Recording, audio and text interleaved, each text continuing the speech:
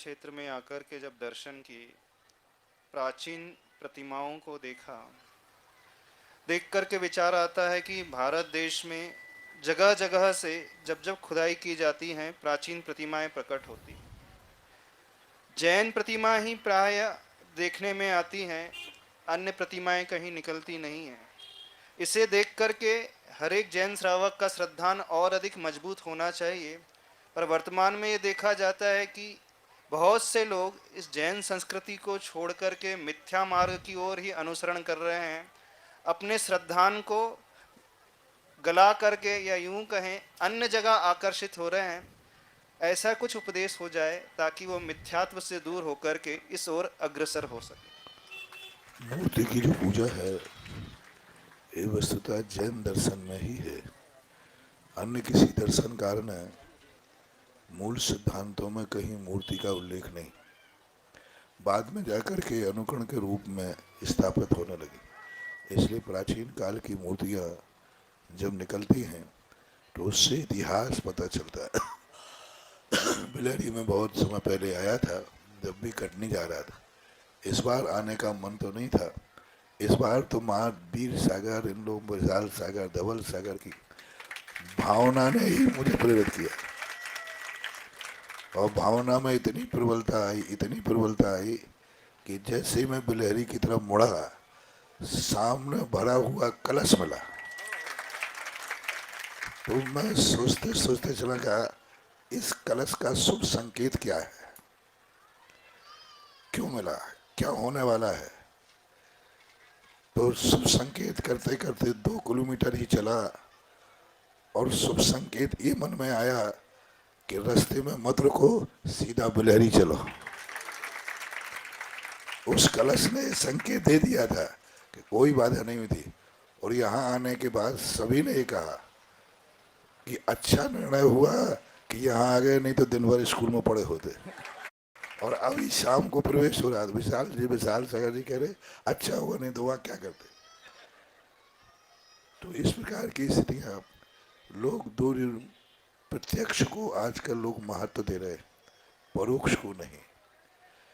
रामचंद्र जी का जीवन परोक्ष पर आधारित था और रावण का जीवन प्रत्यक्ष पर आधारित था।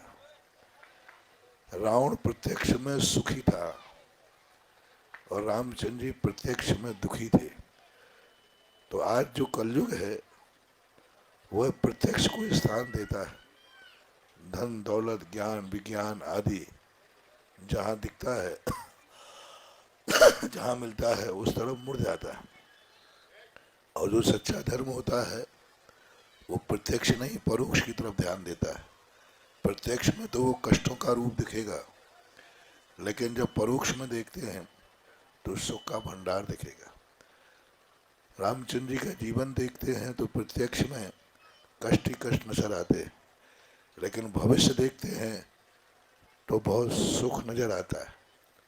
और रावण का प्रत्यक्ष जीवन सुखमय नजर आता है और बाद में जाकर के दुखमय जीवन जीता है।